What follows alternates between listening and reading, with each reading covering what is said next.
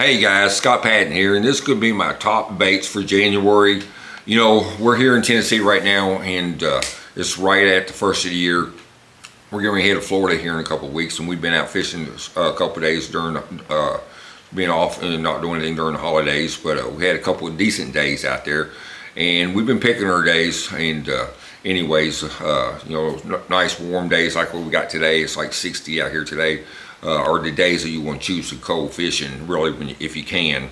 But anyways, I'm gonna go through the bait side. I'll use January, basically February too, and I'm looking for in weather or warming trends, you guys. That's going to be your better fishing days. If you can pick your days like we've been doing, that's what you want to do this time of year.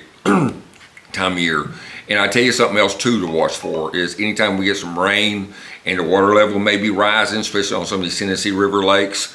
I know some of your lakes may not do that, but any reservoir, if you get some rising water in the winter time, it'll pull them fish up on those flats because it pulls that bait up there, and they're just after the food. And water's really warmer in that column of water. But you have the right conditions for that to work. Other than that, I'm going to be fishing mostly a lot of channel banks, deep tapering points and stuff like that, deep holes, troughs, anything like that. If you're fishing, like I say, the Tennessee River type lakes, is what I'm looking for. I'm gonna go through the baits that I'll throw. Of course, you know, you got to have the old A rig out here. You know, I got this rigged up on my pal flipping stick, and you know, this is one I just put together myself. But it's got, you know, 3 hooks and 5 baits on it. I like the small spinner bait blades. Throws a lot of flashes, like a school of bait fish out there. There's nothing new, but it's just one of the things you want to keep on the deck the whole time you're fishing this time of year. On my loose reel, I usually throw this probably on like a 6.2 or something like that. I don't want a real fast speed reel because it's got a lot of weight to it. Throwing on seagull braid, and I know you can get away with throwing on probably 20 or 25 pound tests, fluorocarbon, but I usually stay with braid most of the time myself because a lot of times you hook 2 or 3 good fish at a time. And I say if you hook an 8 pounder and a 3 pounder, you know, you want to be able to get those fish in the boat. That's why I like throwing on braid too. And if you do get that thing snagged up with that braid line, you can pull it and straighten those hooks out. Speaking of hooks, when you're fishing this bait in the winter time, you know, use some good hooks in with, you know, get some jig heads with some good hooks in there, you guys. I see guys come down and go fishing with me, and they'll have lead heads with real thin ward hooks and stuff like that. That's just not nothing I want to throw on this rig this time of year because you can literally catch a giant on any cast. So the OA rig is going to be probably one of the #1 things I got tied on through January. Probably my next favorite, well, it's a toss. Okay, I'm gonna go with the Strike King's Red Eye Shad. Chartreuse shad color, shad patterns like that are really good, especially on these cloudy days. I go more of a solid. Pattern, but if I go with if it's a clear day, I may go with chrome and blue or black and blue like that. But this chartreuse shad is always a good one. Again, I'm throwing this on a pal rod. I think I've got 17 pound Testline on here, seagull fluorocarbon. I usually throw it on there because, of course, you catch some big fish with this bait this time of year too. I want to be able to sling it out there and make a long cast and work it up on flats, rocky banks, and points and stuff like that, over still some submerged grass. Anytime you got something like that. You know, key thing a lot of times is, you guys, is, you know, the gas, you know, there's going to be areas you might have green grass, there might be areas you got brown grass. But I've caught fish out of both of them. But especially you go back some of these creeks and stuff like that, it's got a creek channel running back in there. That's one of the areas I would love to throw this thing back in those flats like that. I'll get in that channel and just fan cast all the way through there. And a lot of times you'll find a school of fish. This time of year when you find them, they're going to be grouped up and it can be a lot of fun. But this is a bait you can cover a lot of water with and catch a lot of fish with. And you catch, you know, a 2 pounder or you can catch an 8 pounder with it. So you want to have that red eye shad tied on. And then again, you know, the one to toss up between the red eye shad is, of course, going to be a jerk bait. I love throwing jerk baits. It's something that I've always loved that bite. I fish it all over the country, you know, from up north all the way to Florida, even on Okeechobee and stuff. He catches fish.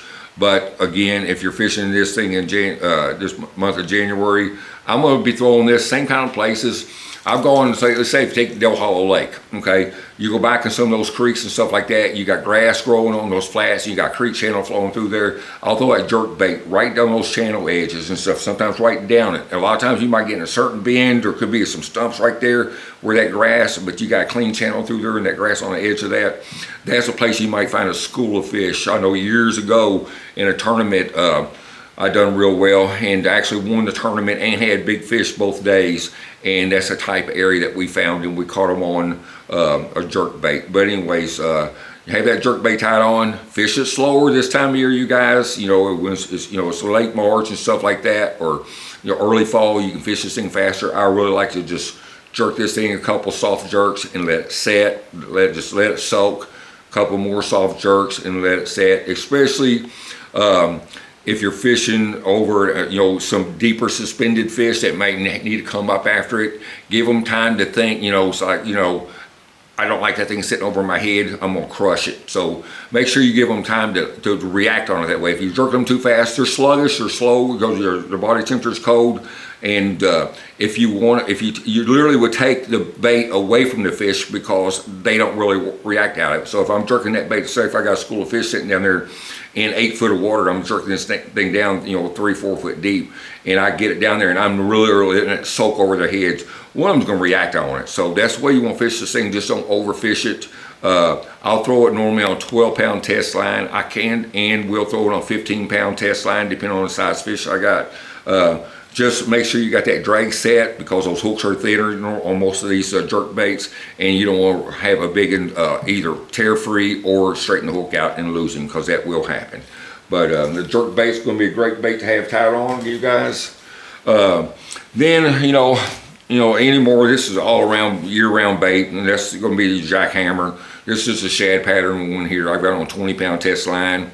I'm fishing it over at, I love throwing it in that submerged grass. Sometimes if you got those holes in that grass that's still down there, and the fish are real sluggish, it may not be a warming trend, it could just be it's been cold for several days, those fish ain't gonna be as active.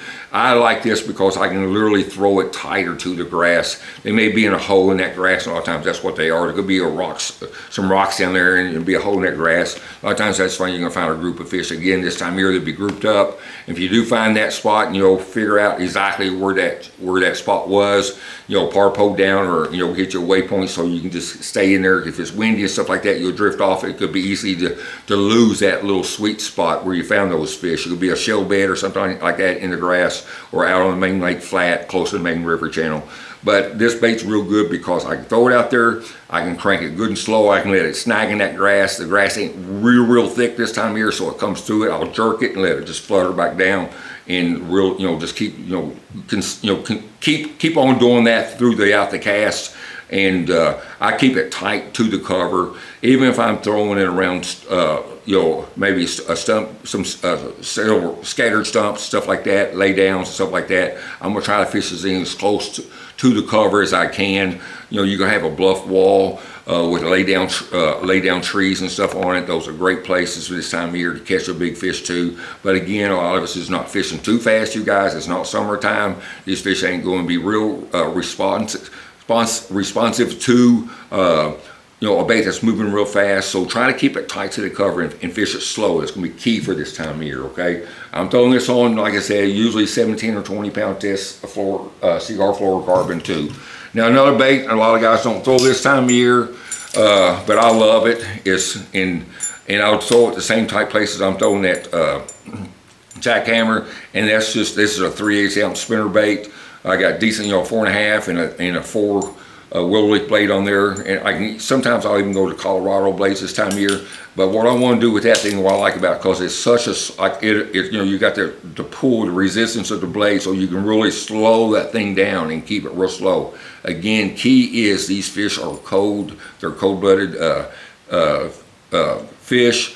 and you have to fish slow in order to keep, to catch a lot of these fish. That don't mean they're just crawling it super slow all the time. I may be slow rolling it up to a tree. I want to literally hit the branch with it, jerk it, let it flutter, jerk it again, let it flutter. And a lot of times, if you got a good one sitting down there, he's going to react on it and eat that thing. I will throw a trailer hook on it this time of year. If I'm throwing it in more sparse cover, but if I'm throwing it in real tight and a lot of treetops and stuff like that, especially the cedars and stuff like that, you got those, all the pine cones and stuff on it, it's hard to do that because they really hang real easy. So I'll just take in consideration the type of cover I'm fishing. Can I get away with using a trailer hook? Or if I can't get away with using a trailer hook, will determine on if I'm going to have a trailer hook on there, because I want to be able to fish the bait. I don't want to be snagging in the cover and getting hung up all the time. It's great around grass and stuff like that too. And I just don't think they see a lot of spinner baits in the wintertime. A lot of guys throwing A-rigs, jerk baits, and rattle traps. I just don't think they're throwing that spinner, they're seeing that spinner bait, but it's a bait that it would definitely hit. A lot of times you catch a giant on a spinner bait this time of year. All right, so I'm gonna go with one more bait. It's a fun one for me. If it's been really cold, this is one time I'll really throw this bait. I mean, I'll throw it the whole time. That's just a little bitty old, this might be 3/16 jig. I ain't for sure the size of this one, but you can see how small it is. Small profile jig. And I'm pretty sure that's a Strike King one. But, I throw it in black and blue, green pumpkin, depending on the watercolor. If I got some watercolor, black and blue is always good. And it depends on the lake. Sometimes, certain lakes, it's, I know Kentucky Lake, black and blue just seems to be awesome. And it seemed like if I was down more on Chickamauga fishing, then green pumpkin blue seems to be the ticket. But this is something to do with those particular lakes. Not that you can't catch them on any color, you can. But I've just learned that from fishing these boats, certain lakes day after day after day and year after year. But anyways, black and blue, green pumpkin, stuff like that. I'm throwing this on either 15 or 17 pound Testline. Like I say, it's not real heavy. And I'm usually making a cast, fishing this on any kind of wood that I find, lay down stumps. It could be a gravel banks, it could be around riprap, stuff like that. Around docks, you could fish around docks and stuff like that. But I use it more on those days where it's just been cold, but I want to get on the lake and go fishing, and I know that they're not real aggressive. So I'll slow down with that jig and catch several fish throughout a day. So that kind of wraps it up, you guys. This probably be all I do unless I start doing these. We're going to be heading, like I said, to Okeechobee, guiding down there for Roland Martin's Marina. If any of you guys looking for a trip, you down there at Okeechobee. It's a fun place, a great place to catch fish. We have a lot of fun down there. I'm excited to get down there. We're going to be down there until the end of March, and then I'll be back down here on Chickamauga to guide. But, my website's there, scottpattonfishing.com. And, if anybody's got any questions, like I said, out in Clewiston, south to Okeechobee at Roland Martin's Marina is where I'll be at. But guys, hey, I appreciate it. Subscribe for me, guys. It helps me out a lot. Like my videos. Leave me a comment. Let me know how you're doing and stuff. And hopefully we'll see you on the water. Thanks, guys.